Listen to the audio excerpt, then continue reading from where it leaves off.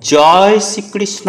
রাধে রাধে। বন্ধুরা, আমরা সকলেই জানি যে টাকা গাছে ফলে না, কিন্তু স্বয়ং পরমেশ্বর ভগবান শ্রীকৃষ্ণ বলছেন যে যদি কোনো ব্যক্তি পবিত্র রথযাত্রার দিন এই গাছ বাড়িতে রোপণ করবে, সেই ব্যক্তির জীবনেই সুখ শান্তি সমৃদ্ধিতে উত্তরোত্তর বৃদ্ধি পাবে। হ্যাঁ বন্ধুরা, আপনারা একেবারে ঠিকই শুনছেন, কারণ ভগবান বলেন এই গাছ যত বড় হবে সেই ব্যক্তির ধন সম্পত্তিও ততই বাড়তে থাকবে। ঠিক তেমনই সেই গৃহেই মা লক্ষ্মী চিরস্থিত হয়ে থাকবে। বন্ধুরা, এই পবিত্র রথযাত্রার দিনটি সনাতন ধর্মের মানুষের কাছে অত্যন্ত গুরুত্বপূর্ণ এবং পবিত্র একটি দিন। এই দিনে বাড়িতে গাছ লাগানো অত্যন্ত শুভ এবং মঙ্গলময় বলে মনে করা হয়। তাই এই পবিত্র দিনে পারলে আপনার বাড়িতে একটি হলেও চারা গাছ লাগান। বন্ধুরা, আপনারা প্রত্যেকেই জানি যে এমন কিছু কিছু গাছ রয়েছে যা অর্থকে আকৃষ্ট করে, আর স্বয়ং মা লক্ষ্মীর প্রতীক সেই গাছগুলির মধ্য থেকে যে কোনো একটি গাছ আপনারা যদি আপনাদের বাড়ির সঠিক জায়গায় লাগাতে পারেন, তাহলে দেখবেন মা লক্ষ্মীর আশীর্বাদে আপনার পরিবার থেকে সমস্ত রকমের বাস্তু দোষ দূর হবে, পরিবারে সুখ শান্তি সমৃদ্ধি বজায় থাকবে এবং অর্থ যেখান থেকেই হোক না কেন আপনার কাছে আসবেই আসবে। আর এই বছর পবিত্র রথযাত্রা পড়েছে বাংলায় 22শে আষাঢ় 1431, ইংরাজির 7ই জুলাই 2024 রবিবার। আর এই বিশেষ দিনে আপনারা এই 5টি গাছের মধ্য থেকে যে কোনো একটি গাছ আপনি আপনার বাড়িতে লাগাতে পারেন, এবং যদি সম্ভব হয় তাহলে আপনারা এই 5টি গাছই আপনারা আপনাদের বাড়িতে লাগাতে পারেন। এতে আপনারা অত্যন্ত ভালো ফল পাবেন। বন্ধুরা, একই সঙ্গে আমি আপনাদেরকে জানিয়ে রাখি যে যদি কোনো কারণে এই গাছ রথযাত্রার দিন লাগাতে না পারেন, তাহলে সোজা রথ থেকে উল্টো রথের সময়কালের মধ্যে আপনারা এই গাছ লাগাতে পারেন। এর ফলেও কিন্তু আপনাদের পরিবারে সুখ শান্তি সমৃদ্ধি বজায় থাকবে। হ্যাঁ বন্ধুরা, আপনারা একেবারে ঠিকই শুনছেন। তাই বন্ধুরা, আজ আমি আমার এই ভিডিওটির মাধ্যমে এমন বিশেষ 5টি গাছের উল্লেখ করে দেব, সেই 5টি গাছ অত্যন্ত শুভ। আপনারা যদি এই গাছগুলিকে আপনার বাড়ির বাস্তুর সঠিক দিকে লাগাতে পারেন এবং সঠিক পরিচর্যা করে বড় করতে পারেন, তাহলে আপনার গৃহের সমস্ত বাস্তু দোষ দূর হবে এবং অর্থ আগমনের পথ সুগম হবে। তাই বন্ধুরা, আমি সকল দর্শকের কাছে বিনম্র অনুরোধ করব যে আপনারা এই ভিডিওটি সম্পূর্ণ পুরো দেখুন। দেখার পরে যদি ভালো লাগে তাহলে অবশ্যই একটি লাইক করবেন এবং বন্ধু বান্ধবী আত্মীয় পরিজনের সাথে শেয়ার অবশ্যই করবেন। আর আপনারা যদি এখনো পর্যন্ত আমাদের এই চ্যানেলে নতুন হয়ে থাকেন, তাহলে চ্যানেলটি সাবস্ক্রাইব করে পাশে থাকা নোটিফিকেশন বেল আইকনটি অন করে রাখবেন। তাহলে আপনারা নতুন কিছু জানতে পারবেন, নতুন কিছু শিখতে পারবেন। চলুন এইবার মূল আলোচনায় প্রবেশ করা যাক। তবেই প্রভু জগন্নাথ দেবের আশীর্বাদ ও কৃপা লাভ করতে জয় জগন্নাথ দেবের জয় লিখে কমেন্ট অবশ্যই করবেন। বন্ধুরা, আমি সবার প্রথমেই আপনাদেরকে জানিয়ে রাখি যে এই পবিত্র রথযাত্রার দিনটি অত্যন্ত শুভ। এই দিনে এমন কিছু কিছু কাজ আছে, তা যদি কেউ মেনে চলতে পারে তাকে আর পেছন ফিরে কখনো তাকাতে হবে না, কারণ প্রভু শ্রী জগন্নাথ দেবের আশীর্বাদ, মা লক্ষ্মীর আশীর্বাদ সেই ব্যক্তির সঙ্গে সাথে থাকবে। নাম্বার 1, বলা হয় পবিত্র রথযাত্রার দিন রথ দেখলে নাকি আধ্যাত্মিক জ্ঞান বৃদ্ধি পায়, চিত্তশুদ্ধি ঘটে। এমনকি রথ টানার সময় একজন যদি তা দাঁড়িয়ে দেখেন, তাতে তার অন্তরে থাকা সমস্ত পাপের মোচন ঘটে। নাম্বার 2, রথের রশি অর্থাৎ রথ যে দড়ি দিয়ে বাঁধা হয়, সেই দড়ি ধরে টান মারা একটা পুণ্যের কাজ বলে মনে করা হয়। রথের এই রশিতে দড়িতে হাত ছুঁয়ে রাখলে নানান ধরনের পুণ্য অর্জন হয় বলেই কথিত রয়েছে। নাম্বার 3, বন্ধুরা, এই পবিত্র দিনে জগন্নাথ দেবের দিব্য বিগ্রহের সামনে নৃত্য পরিবেশন ও জয় জগন্নাথ নাম উচ্চারণ করে গেলে মানসিক শান্তি লাভ হয় ও সুখ সমৃদ্ধি আসে। নাম্বার 4, বন্ধুরা, এই পবিত্র রথযাত্রার উৎসবের শুরু থেকে শেষ পর্যন্ত কেউ অংশ নিলে এবং এর সমস্ত আচার উপাচার পালন করলে সে অত্যন্ত পুণ্য অর্জন করে, এমনকি এর জন্য সারা জীবন জগন্নাথ দেবের আশীর্বাদ বর্ষিত হয়। নাম্বার 5, রথযাত্রায় কেউ যদি তার শ্রম ও অর্থ ব্যয় করেন, তাহলেও নাকি অত্যন্ত পুণ্য লাভ হয় এবং জগন্নাথের আশীর্বাদ মেলে। নাম্বার 6, রথযাত্রার দিন জগন্নাথের বিগ্রহের সামনে একটি হলুদ কাপড়ে 11টি কড়ি রাখতে হয়। কড়িগুলিতে কেশরের টিপ দিতে হয়। সারা রাত ধরে ওই হলুদ কাপড়ের মধ্যে কড়িগুলিকে ঠাকুরের সামনে রেখে দিতে হয়। পরে হলুদ কাপড়ের মধ্যে কড়িগুলোকে বেঁধে ক্যাশ বাক্স বা যেখানে আপনারা টাকা পয়সা রাখেন সেখানে রেখে দিলে প্রচুর পরিমাণে আর্থিক সমৃদ্ধি ঘটে। নাম্বার 7, এছাড়াও মনস্কামনা পূরণের জন্য 11 রকমের ফল, 11 রকমের মিষ্টি এবং 11টি 1 টাকার কয়েন একটি হলুদ কাপড়ে রেখেই জগন্নাথ দেবের সামনে রেখে দিতে হবে। নাম্বার 9, এই পবিত্র রথযাত্রার দিনে জগন্নাথ ব্রত করুন, এতে সুখ মিলবে। বাড়িতে নারায়ণ থাকলে বা পরমেশ্বর ভগবান শ্রীকৃষ্ণের কোনো মূর্তি বা পট থাকলে তার সামনেও এই ব্রত পালন করতে পারেন। একটি পেতলের বাটিতে একটু আতপ চাল, 2টো কাঁচা হলুদ এবং 1 টাকার একটি কয়েন দিন।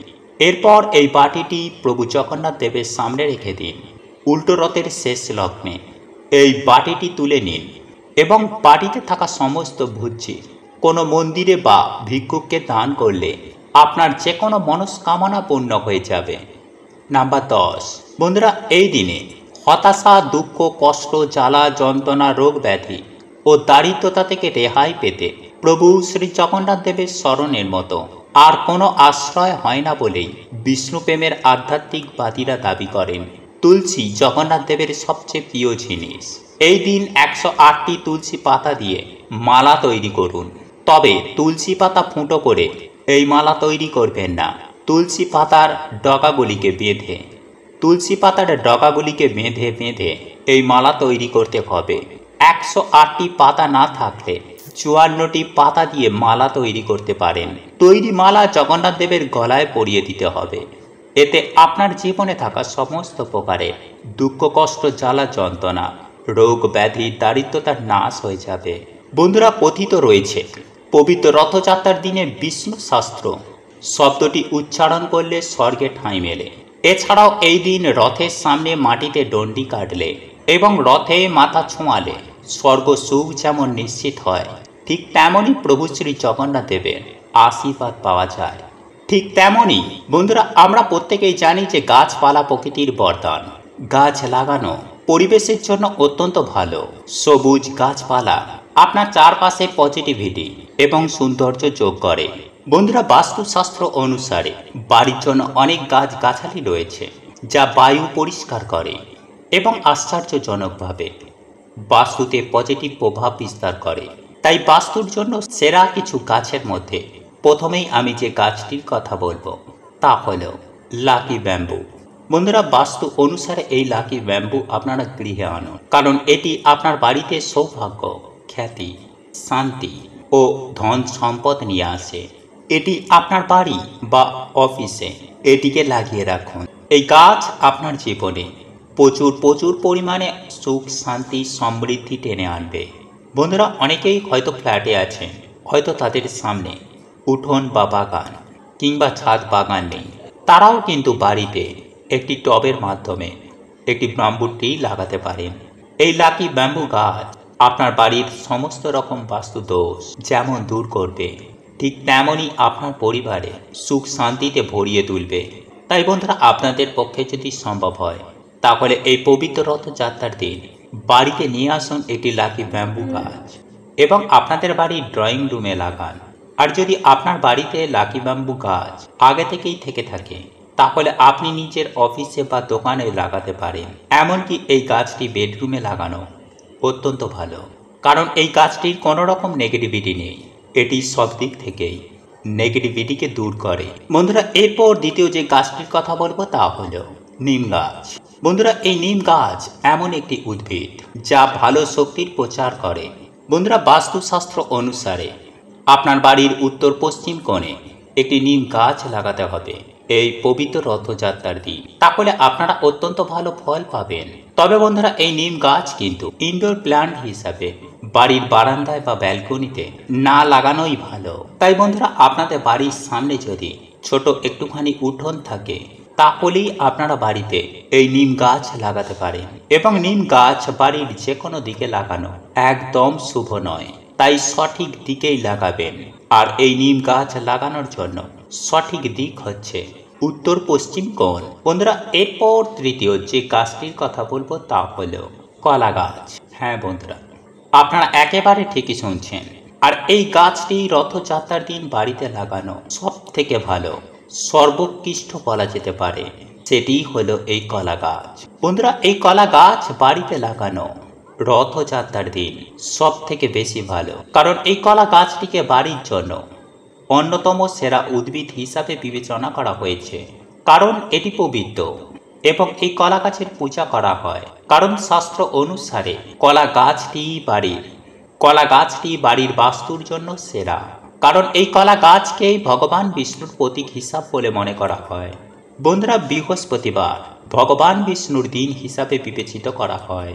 আর বৃহস্পতিবার দিন অনেক জায়গাতেই ভগবান বিষ্ণুর সাথে সাথে কলা গাছেরও পুজো করা হয়। বন্ধুরা, এই কলা গাছ আপনার বাড়ির উত্তর পূর্ব দিকে বা উত্তর পূর্ব কোণায় রাখতে হবে। বন্ধুরা, এছাড়াও এই কলা গাছ রাখতে চাইলে আপনারা বাড়ির সামনের দিকেও রাখতে পারেন। বন্ধুরা, অনেকেই এই কলা গাছের নিত্য পুজো আরাধনা করে থাকেন, সে কারণে এই কলা গাছকে আপনারা তুলসী গাছের পাশেও রাখতে পারেন এবং নিত্য পুজো আরাধনাও করতে পারেন। বন্ধুরা, এরপর চতুর্থ যে গাছটির কথা বলবো তা হলো নারকেল গাছ। হ্যাঁ বন্ধু, আপনারা একেবারে ঠিকই শুনছেন। বন্ধুরা, বাস্তুশাস্ত্র অনুসারে বাড়ির বাগানে এই নারকেল গাছটি লাগালে বাড়িতেই মা লক্ষ্মীর স্থিতিশীলতা হবে এবং আপনাদের আয় উন্নতি বৃদ্ধি পাবে। এছাড়াও নেতিবাচকতা দূর করতে বাগানের দক্ষিণ বা পশ্চিম দিক নারকেল গাছ লাগানোর জন্য সর্বোত্তম। তবে নারকেল গাছ লাগানোর ক্ষেত্রে মনে করা হয় যে নারকেল গাছের ছায়া বাড়িতে লাগা ভালো নয়। তাই নারকেল গাছ লাগালে এমনভাবে লাগাবেন যাতে ওই গাছের ছায়া আপনার বাড়ির ওপরে না পড়ে। বিশেষ করে এই গাছটি বাড়ির পশ্চিম দিকে লাগাতে পারেন। এছাড়াও আপনারা দক্ষিণ দিকেও এই নারকেল গাছ লাগাতে পারেন। তবে যারা ফ্ল্যাটে থাকেন তাদের পক্ষে এই গাছ লাগানো সম্ভব নয়। বন্ধুরা, এরপর পঞ্চম যে গাছটির কথা বলবো তা হলো নীল অপরাজিতা ফুলের গাছ। বন্ধুরা, এই নীল অপরাজিতা ফুলের গাছ বাড়িতে থাকা অত্যন্ত শুভ। এই গাছটি যত দ্রুত বাড়বে তত দ্রুতই আপনার ঘরে টাকা আসবে। বন্ধুরা, এই গাছ বাড়িতে লাগানোর সময় মনে রাখবেন এই গাছটিকে শুদ্ধ বস্ত্র পরিধান করে লাগানো উচিত। বন্ধুরা, এই গাছ বাড়ির জন্য অত্যন্ত ভালো। এই গাছ অত্যন্ত ফলপ্রদায়ী, ঘরে অর্থকে আকৃষ্ট করে, সেই সঙ্গে মা লক্ষ্মীকে ঘরে স্থিত করে, ঘরের বাতাবরণকে শুদ্ধ করে এবং সর্বোপরি বাড়ির পরিবেশকে ভালো রাখে। তাই বন্ধুরা, ওই পবিত্র রথযাত্রার দিনে এই 5টি গাছের মধ্যে যে কোনো একটি গাছ হলেও আপনারা বাড়িতে লাগানোর চেষ্টা করুন। দেখবেন মা লক্ষ্মীর কৃপায়, প্রভু শ্রী জগন্নাথ দেবের আশীর্বাদ ও কৃপায় আপনাদের জীবনে সুখ শান্তি সমৃদ্ধি আসবে এবং আপনার বাড়ির বাস্তু দোষ দূর হবে।